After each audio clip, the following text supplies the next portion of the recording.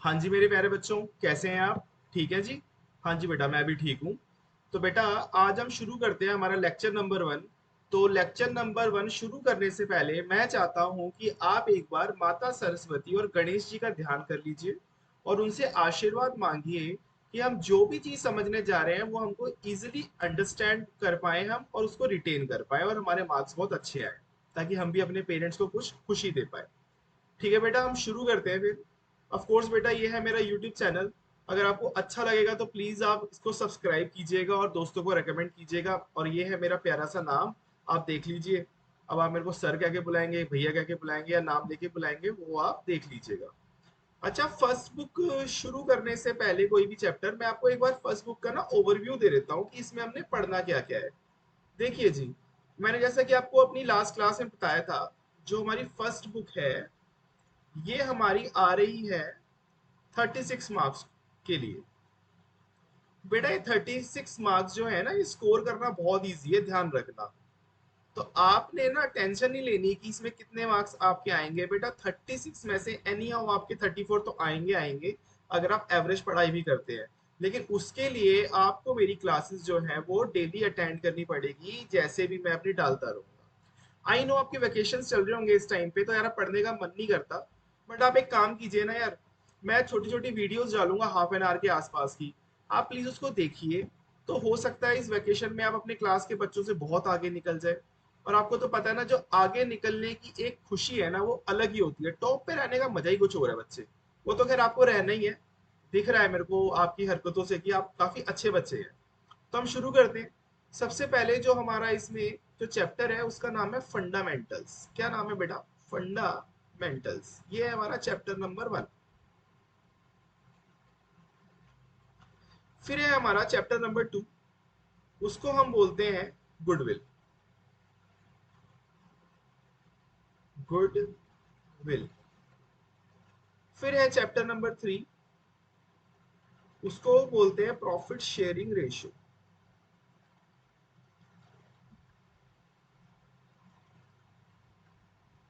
फिर है chapter number 4, admission. फिर है हमारा चैप्टर नंबर 5, रिटायरमेंट। फिर है हमारे पास, चैप्टर का नाम है बेटा खाली, डेथ। देन है हमारे पास डिसोल्यूशन। तो नाम से जितना पढ़ने में आसान है ना बेटा, उससे ज्यादा एक करने में आसान है। तो हम सबसे पहले जो करेंगे ना, हम अपना फंडामेंटल्स करेंगे, फिर उसके बाद हम करेंगे हमारा एडमिशन। क्योंकि ये गुडविल और प्रॉफिट शेयरिंग रेशियो तो बहुत छोटे से चैप्टर है, एडमिशन के साथ ही कवर हो जाएंगे। ठीक है बेटा, और करते हैं फिर शुरू, लेके भगवान गणेश जी का नाम। जय गणेश जी की। हाँ जी बेटा, पहले ना मैं आपको थोड़ा सा ना अकाउंट्स बता देता हूँ कि अकाउंट्स होता क्या है। बेटा इतना सा अकाउंट्स है कि correct transaction, current correct transaction at correct value. क्या मतलब है इस लाइन का? बेटा इस लाइन का बस इतना सा मतलब है कि मान के चलो, मेरी मम्मा ने मेरे को 1000 रुपीज दिए। उन्होंने बोला जाओ बेटा कुछ खरीद के ले आओ। तो मैं गया मार्केट में, और जो मैंने खरीदा है ना, वो क्या खरीदा है मैंने? एक बेटा मैंने ली है शर्ट, एक शर्ट ली है मैंने 400 की, और एक जीन्स ली है मैंने 500 की। तो टोटल मेरा है 900 की मैंने शॉपिंग करी है। और अगर मेरी मम्मी, अगर मैं घर आके मम्मी को यही सब चीजें बता देता हूँ ना कि मम्मी देखो मैंने जो शर्ट ली है ना, वो 400 की ली है, जीन्स 500 की ली है, दैट मीन्स ये मेरी करेक्ट ट्रांजेक्शन है। और मैंने जो वैल्यूज बताई है ना, वैल्यूज वो भी एकदम करेक्ट बताई है। बट अगर मैं कुछ ऐसा बता देता हूँ घर पे आके कि मम्मा मैंने वॉच ली है 700 की, और मैंने शूज लिए हैं 300 के, और मेरे पास कुछ पैसे नहीं बचे, तो बेटा ये गंदी चीज है। ये चोरी ना हो पाए हमारे ऑफिस में, हमारी कंपनी में कोई ऐसी चोरी ना कर पाए, इसलिए हम अकाउंट्स मेंटेन करते हैं, ताकि हमें कोई भी अगर कुछ एरर या फ्रॉड है हम उसको डिटेक्ट कर लें। अच्छा, अकाउंट्स बनाने का मेन पर्पस क्या है? सबसे पहले तो हम बिजनेस करते हैं ना, हर एक इंसान बिजनेस करता है, उसका खाली एक ही पर्पस है वो है हमारी अर्निंग, कि हमें पैसे कमाने हैं। कभी भी कोई बंदा बिजनेस ना शौक के लिए नहीं करता या खाली बैठा था इसलिए नहीं करता, वो इसलिए करता है क्योंकि उसको बहुत सारे पैसे कमाने हैं। अब वो पैसे कैसे कमाएगा? भाई सिंपल सी बात है, पहले तो वो सेल करेगा। लेट से उसने सेल करी है कुछ, ठीक है, उसमें से क्या होगा, वो कुछ एक एक्सपेंडिचर्स जो है वो माइनस कर देगा। ये रे हमारे एक्सपेंडिचर हमने माइनस किए, ये भी एक्सपेंडिचर हमने माइनस किए। तो हमारे ऑफिस में काफी सारे एक्सपेंडिचर होते हैं, कोई एक्सपेंडिचर 3 था वो भी मैंने माइनस कर दिया। तो जो एंड में हमारे फिगर बचती है वो नेट प्रॉफिट बचता है, अगर पॉजिटिव फिगर आती है तो। और हमेशा हमारी कोशिश रहेगी कि पॉजिटिव फिगर आए रियल लाइफ में। हम चाहते हैं हमारी सेल बहुत अच्छे से अच्छी हो जाए और हमारे एक्सपेंडिचर जो है वो कम से कम हो। तो बेटा बिल्कुल सही वैल्यू निकालने के लिए ना, क्योंकि मेरे को वैल्यू बिल्कुल सही चाहिए, ये वाली एकदम करेक्ट वैल्यू चाहिए, सो दैट मेरे को पता चल जाए कि मैंने इस साल अपने बिजनेस में कितना पैसा कमाया या कितना मैंने लॉस कर दिया है। तभी तो मेरे को नेक्स्ट ईयर की प्लानिंग पता चलेगी कि अब मेरे को और कितनी अच्छी प्लानिंग करनी है। और अपने पेरेंट्स को मेरे को आंसर भी करना है कि हाँ जी, मैंने जो आपसे पैसे लिए थे ना, जो मैंने बिजनेस किया है, वो मैंने यहाँ यहाँ पे इन्वेस्ट करे थे और यहाँ लॉस हुआ, यहाँ प्रॉफिट हुआ। तो करेक्ट लॉस और करेक्ट प्रॉफिट मेरे को कैसे पता चलेगा? जब मैं क्या करूंगा, जब मैं अपनी करेक्ट ट्रांजैक्शंस एकदम करेक्ट वैल्यूज में लिखूंगा। तो 12th क्लास की जो फंडामेंटल्स है या आगे के पार्टनरशिप के चैप्टर है, वो हमें यही बताते हैं कि अगर कोई भी एक्सपेंडिचर या इनकम या कोई ट्रांजैक्शन हुई है, उसको सही तरीके से हमें रिकॉर्ड कैसे करना है। ओके बेटा, तो हम पढ़ रहे हैं पार्टनरशिप बेटा। अभी पार्टनरशिप जो है, एक सेकंड में आपको कुछ दिखाता हूँ ना, पार्टनरशिप क्या होती है।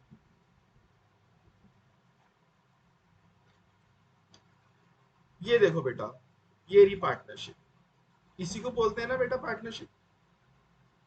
ऐसे करके और ऐसे करके, देखो ये कितनी अच्छी पार्टनरशिप है ना। ये देखो, ये है हमारी पार्टनरशिप। अच्छा, पार्टनरशिप क्या होती है सबसे पहले ये देख लेते हैं, एक लाइन में समझने की कोशिश करते हैं। पार्टनरशिप धीरे धीरे ना बहुत अच्छे से समझेंगे, अभी वन लाइन में समझते हैं। Partnership is the association of two or more person. जी, एक एसोसिएशन है दो और दो से ज्यादा लोगों का, मतलब एक सिंगल बंदा कभी पार्टनर हो ही नहीं सकता कि हाँ मैं तो अपना ही पार्टनर हूँ, ऐसा कभी नहीं होता। रियल लाइफ में बिजनेस वर्ल्ड में कम से कम दो लोग चाहिए। और मैक्सिमम कितने चाहिए? मैक्सिमम किसी को कुछ आइडिया है कि मैक्सिमम एक बिजनेस में या एक फर्म में कितने पार्टनर हो सकते हैं? तो चलो एक गैस ले लेते हैं। मैक्सिमम पार्टनर्स जो हैं वो किसी भी एक फर्म में हो सकते हैं 50। अच्छा, फर्म क्या होती है? अगर आपने 11th क्लास में बिजनेस स्टडी पढ़ा होगा तो उसमें हमने फॉर्म्स ऑफ ऑर्गेनाइजेशन पढ़ा था। सोल प्रोप्राइटर, पार्टनरशिप, और अपना क्या था, joint family, Hindu joint family था। नहीं, हिंदू जॉइंट, हाँ, हिंदू अनडिवाइडेड फैमिली था, जॉइंट स्टॉक कंपनी था, और ऐसी कुछ एक और चीजें थी जो हमने पढ़ा था।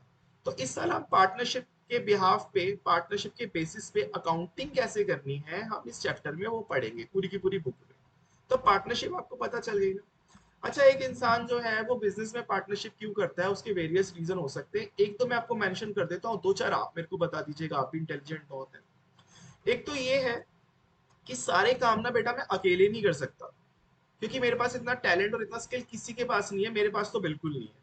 तो बेटा एक्स्ट्रा काम करने के लिए मेरे को हर टाइम एक एम्प्लॉय नहीं चाहिए होता, क्योंकि एम्प्लॉइज पे हम सारा काम नहीं छोड़ सकते, वो तो बेटा जॉब कर रहे हैं, होगा होगा, नहीं होगा नहीं होगा। बट जो एक ओनर है ना, वो उसको अपनी रिस्पॉन्सिबिलिटी समझ के करता है, तो वो काम को अच्छे से करता है। क्योंकि मैं सारे के सारे फील्ड्स में अच्छा नहीं हूं ना, तो मेरे को ना एक या दो लोग और चाहिए जिन फील्ड्स में मैं अच्छा नहीं हूँ, वो आके उस फील्ड का काम करें और हमारे बिजनेस को ऊपर ही ऊपर लेके जाए, सो दैट हम और भी अच्छा प्रॉफिट कमा पाए, अपने पेरेंट्स का अच्छा करें, अपना अच्छा करें और सोसाइटी का अच्छा करें। तो इसलिए हमें पार्टनर चाहिए होता है, क्योंकि हम सब फील्ड में अच्छे नहीं हैं। सेकंड एक रीजन शायद ये भी हो सकता होगा कि बिजनेस का एक्सपेंशन हो रहा है, तो जब ज्यादा एक्सपेंशन हो रहा होता है तो फिर हमें ज्यादा लोग चाहिए होते हैं बिजनेस को संभालने के लिए। जैसे बड़ा घर है तो ज्यादा लोग चाहिए ना उसकी सफाई करने के लिए। ऐसे बिजनेस अगर बड़ा है तो उसका ध्यान रखने के लिए हमें ज्यादा लोग चाहिए, तो इसमें हमें पार्टनर्स की जरूरत पड़ती है।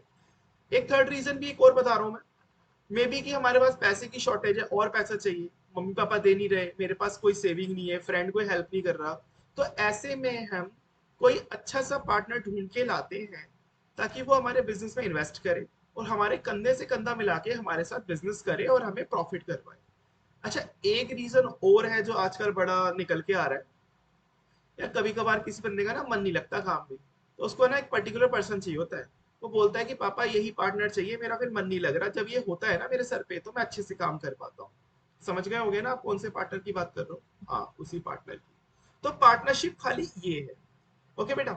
अच्छा, मैंने ऊपर ना एक एग्जांपल दिया था आपको कि मैंने कितने रुपए की मेरी मम्मी ने मेरे को पैसे दिए ऐसे ऐसे करके, और नीचे ये रहा कि मैंने कितने की सेल करी, उसमें से एक्सपेंडिचर मेरे माइनस हो गए, फिर जो बचा वो नेट प्रॉफिट है। अब बेटा सिंपल सी बात है, फंडामेंटल्स में हम क्या पढ़ते जा रहे हैं? फंडामेंटल्स में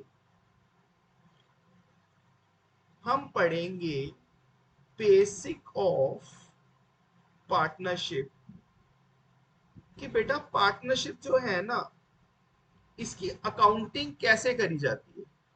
मतलब ये क्या होता है सर, पार्टनरशिप की अकाउंटिंग नॉर्मल तरीके से कर लो ना, नॉर्मल तरीके से नहीं करनी। अच्छा, आपको याद होगा 11th क्लास में आपने पढ़ा था, प्रॉफिट एंड लॉस अकाउंट आपने पढ़ा था। अच्छा, किसी को नहीं याद तो मैं याद करवा देता हूँ। हमारा ना ये प्रॉफिट एंड लॉस अकाउंट बनता था। देखो नाम से पता चल रहा है कि इस अकाउंट से हमें प्रॉफिट या लॉस निकालने को मिलेगा। ये हमारी डेबिट साइड थी, ये हमारी क्रेडिट साइड थी। ओके। तो कैसे करते थे हम, इधर बाय सेल्स करते थे। एक ना ये एकदम एक्चुअल नहीं बता रहा मैं, बस एक छोटा सा आपको एग्जांपल दे रहा हूँ कि एक्सट्रैक्ट है खाली। इधर हमारी सेल होती थी सपोज करो 1 लाख रुपीज की, और इधर हमारे कुछ एक खर्चे होते थे मेरे को याद है, जैसे 2 वेजेस ले लेते हैं, जैसे 2 परचेजेस ले लेते हैं। हमारे ना कुछ एक खर्चे हैं, सपोज करो 5,000 ये हो गया, 10,000 ये हो गया, ऐसे सपोज करो। तो ऐसे हमारा ना एक ग्रॉस प्रॉफिट निकलता था यहाँ पे। तो ग्रॉस प्रॉफिट मेरा कितना निकल रहा है, 85 निकल रहा है ना बेटा, हाँ जी। 85 मेरा ग्रॉस प्रॉफिट निकल गया। अब इस ग्रॉस प्रॉफिट को मैं एज इट इज इधर ट्रांसफर करता था। आपको याद होगा, मतलब यहाँ पे तो मेरा अकाउंट खत्म हो गया ना, तो बाय जीपी लिखता था मैं इधर, 85,000 हम इधर लिख देते थे। फिर फर्दर कुछ और एक्सपेंडिचर होते थे, जैसे to electricity bill 1,000, to commission, किसी को कुछ कमीशन दिया है 2,000, और टू रेंट ले लो, चलो रेंट ले लो, कितना ले, चलो 2,000 और ले लेते हैं, राउंड फिगर आ जाएगी। तो एंड में जो हमारा बचता था ना, कितना बच रहा है हमारा एंड में, देखो जरा नेट प्रॉफिट।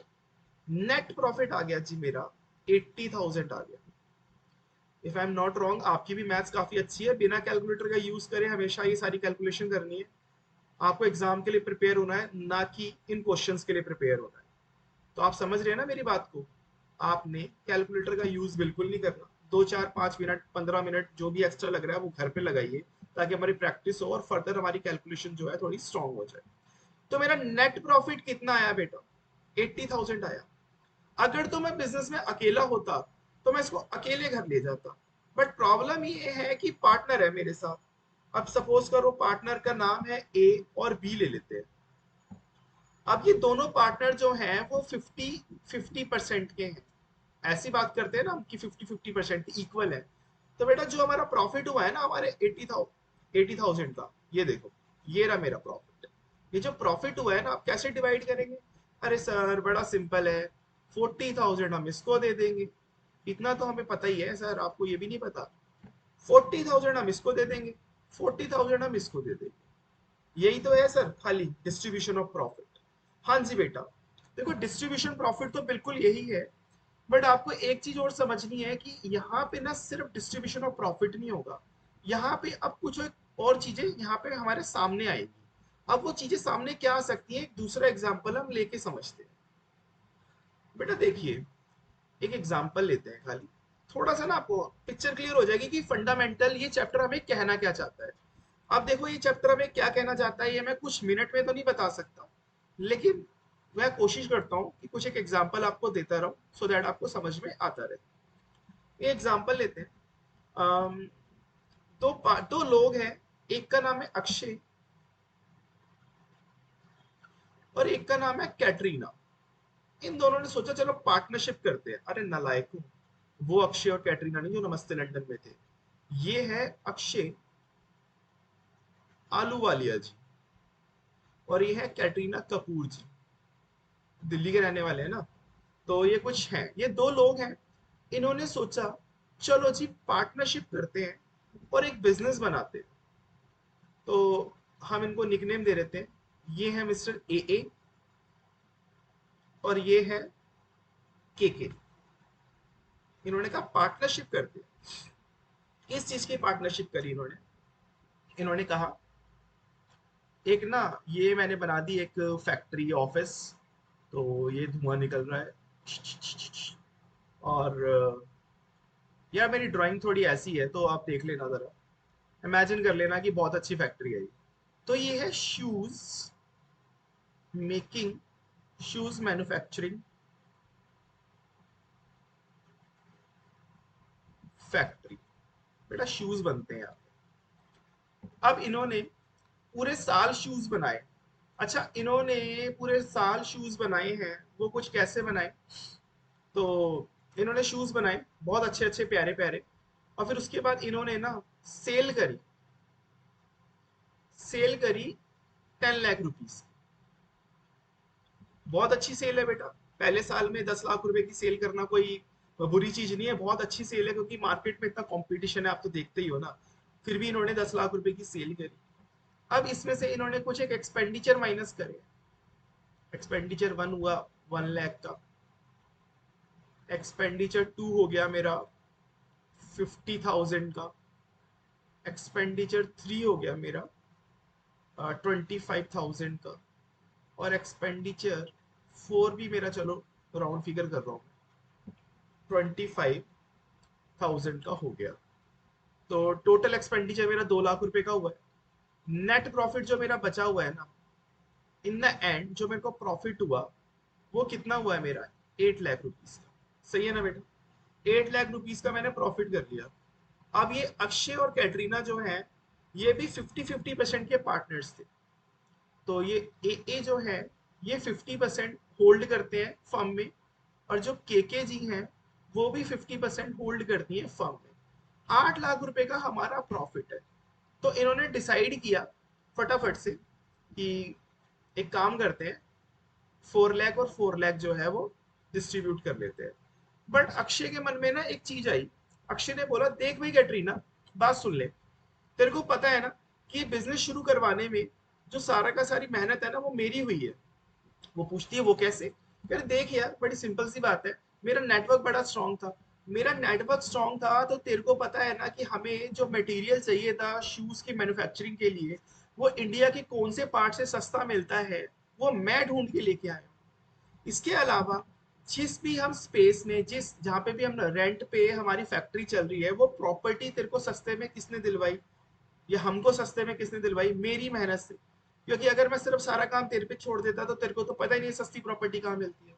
इसके अलावा देखो जी, मैंने जो सही लोग थे शूज की मैन्युफैक्चरिंग में, तो वो उनको ढूंढ के कौन लाया सही लेबर को? वो मैं लेके आया हूँ। तो यार मैंने तो एक्स्ट्रा मेहनत करी है ना, तूने क्या किया है? तू तो चेयर पे बैठ गई, ऑफिस चेयर पे पूरा दिन एसी में बैठी है और कुछ नहीं किया, बस हुक्म चलाया है। क्योंकि मैंने एक्स्ट्रा मेहनत करी है तो मेरे को 8 लाख रुपए में से सिर्फ प्रॉफिट नहीं चाहिए, मेरे को यार, मेरे को इसमें से ना कुछ एक्स्ट्रा चाहिए। वो एक्स्ट्रा का नाम क्या है? वो कहता है मेरे को कुछ एक्स्ट्रा चाहिए, एक्स्ट्रा रेमुनरेशन। रेमुनरेशन, ये कौन सा शब्द है भाई जो हमने सुन लिया?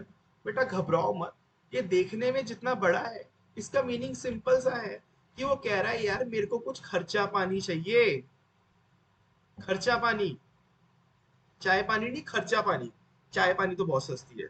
वो कह रहा है मेरे को कुछ अलग से खर्चा चाहिए, और उस खर्चे का नाम रख लेते हैं, लेट्स से सैलरी रख लेते हैं। सैलरी? बट सैलरी तो एम्प्लॉइज की होती है, मालिकों को थोड़ी होती है।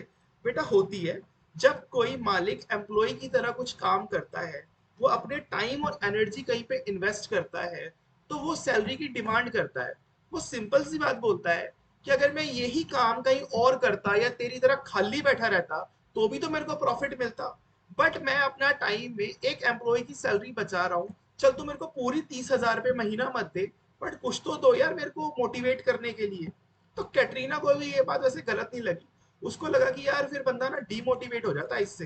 तो उसने कहा कि चलो ठीक है, अलाउ कर दिया। मतलब दोनों पार्टनर्स में रजामंदी हुई कि हाँ अक्षय, एक काम करना, तू 1 लाख रुपीज अपना एडिशनल ले लियो, मेरे को कोई प्रॉब्लम। बट अब इसमें ना कैटरीना की भी एक दिक्कत आ गई है। वो कह रही, अक्षय तेरे को पता है ये हमारी जो शूज की इतनी सेल हुई है ना, ये कैसे हुई है? ये जो 10 लाख रुपए कमाए हैं, ये कैसे कमाए हैं? ये मेरी कम्युनिकेशन स्किल से हमने बेचे हैं ये। जब भी कोई कस्टमर आता था तो मैं जो हूँ मैं अटेंड करती थी उसको। तो ये सारी की सारी सेल मेरी वजह से। एक तो मैं सुंदर बहुत हूँ ना, तो कस्टमर जो है घूम फिर के आता भी मेरे पास था। तो मैं कम्युनिकेशन करके उनको ये सेल कर देती थी। तो मेरे को इसमें चाहिए कमीशन। कमीशन ऑन सेल चाहिए @5%। ऐसे उनने बोला। तो वो ठीक है। तो अक्षय ने भी सोचा कि हाँ जी, अगर सेल ही ना होती तो फिर हमें तो नेट प्रॉफिट हो ही नहीं रहा होता, चाहे मैं कितना मटेरियल कितनी लेबर ले आता, कुछ भी ले आता, मैं कोई भी टेक्नोलॉजी ले आता, मैं मशीनरी ले आता। जब सेल ही नहीं होगी तो नेट प्रॉफिट कहाँ से आएगा? तो उन दोनों ने ये चीज मान ली कि हाँ जी, अब जो रेमुनरेशन है, रेमुनरेशन के नाम पे अक्षय को एक्स्ट्रा 1 लाख रुपीज मिलेगा और कैटरीना को 5% जो है कमीशन मिलेगा ऑन दी सेल। अब इतनी सी बात है। अब ये सब चीजें हैं। अब फंडामेंटल बेटा हमें क्या सिखाता है? देखो फंडामेंटल हमें क्या सिखा रहा है। फंडामेंटल हमें ये सिखाएगा कि ये जो एक्स्ट्रा खर्चा आया है, इस खर्चे की ट्रीटमेंट कैसी रहेगी। क्या ये खर्चा जो है हमारा नॉर्मल एक्सपेंडिचर की तरह हम ट्रीट करेंगे और इसका नेट प्रॉफिट पे कुछ इम्पैक्ट आएगा? क्या ये खर्चा लेने के लिए एलिजिबल हैं पार्टनर्स की नहीं है? क्या ऐसा कोई रूल है जहां पे हम पार्टनर्स को भी सैलरी या कमीशन दे सकते हैं?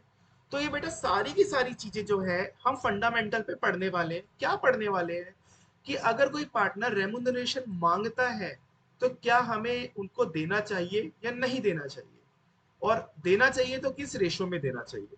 तो ये सब चीजें हम पढ़ेंगे। आगे कुछ भी पढ़ने से पहले मैं एक चीज और आपको सिखाना चाहता हूँ। लेट्स से मैं आपको क्या सिखाने जा रहा हूँ, डिस्ट्रीब्यूशन ऑफ प्रॉफिट। चलो, प्रॉफिट तो हम कैसे ना कैसे फाइंड आउट कर ही लेंगे, लेकिन उसको बांटना तो आना चाहिए ना बेटा। तो हमारी बुक में जो प्रॉफिट शेयरिंग है, प्रॉफिट शेयरिंग जो है वो ऐसे नहीं दे रखी 50% और 50% के पार्टनर। कौन? ए एंड के। ये ऐसे नहीं दे रखी उन्होंने कि 70% और 30% के पार्टनर। कौन? कोई मिस्टर एक्स है और कोई मिसिस वाई है। ऐसे नहीं दे रखी उन्होंने। उन्होंने दे रखी है। उन्होंने कैसे दे रखी है?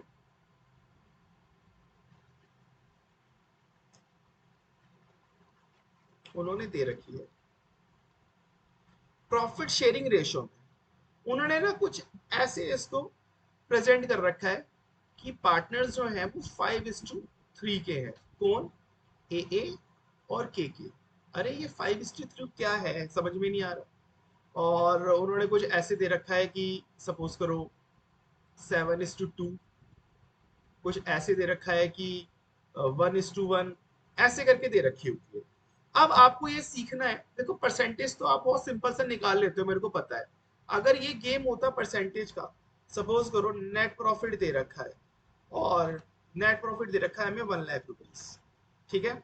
और उसमें से जो ए का शेयर है और के का शेयर है वो कैसे है?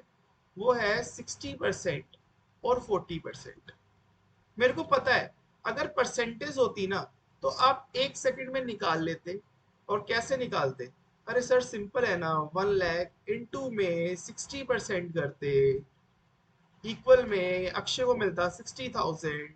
और इसको भी हम ऐसे ही करते, 1 लाख इंटू में 40% करते, इंटू में 100, और इसको मिलता 40,000।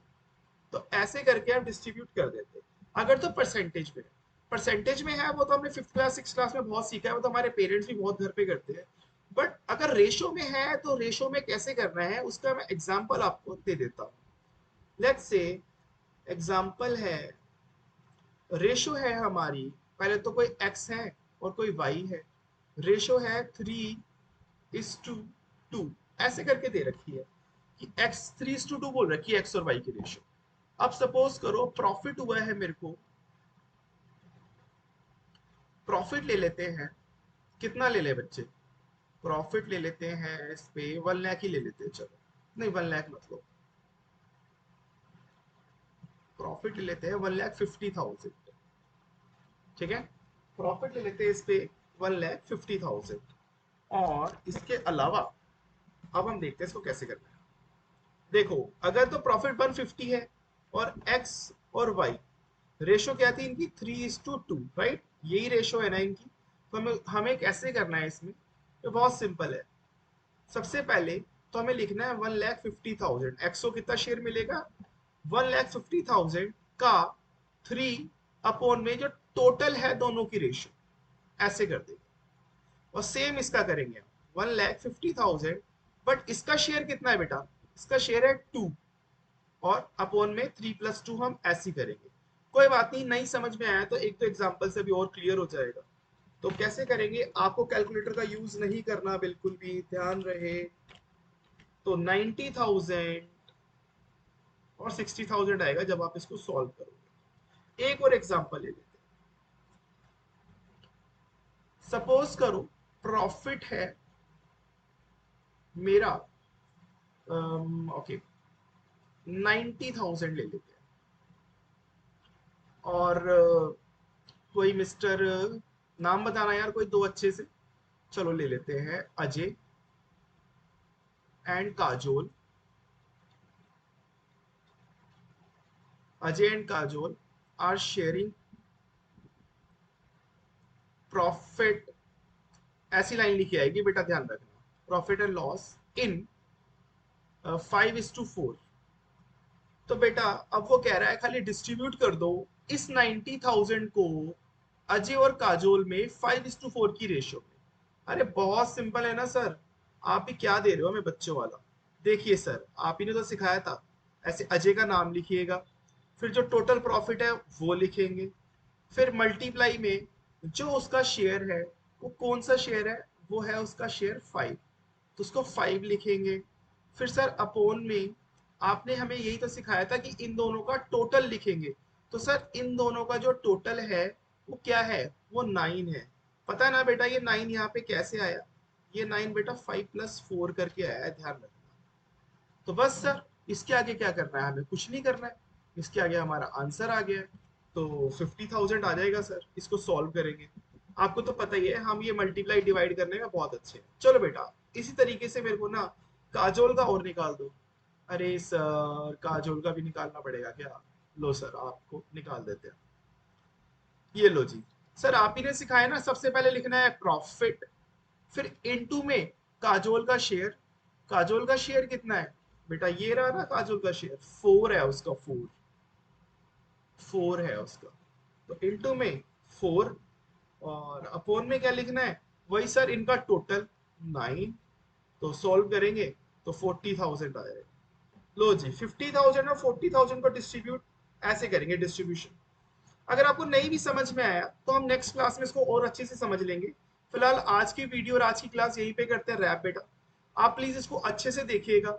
अगर आपको कुछ भी और सीखना है या कुछ भी समझ में नहीं आया, आप प्लीज मेरे को कमेंट्स में बताइएगा।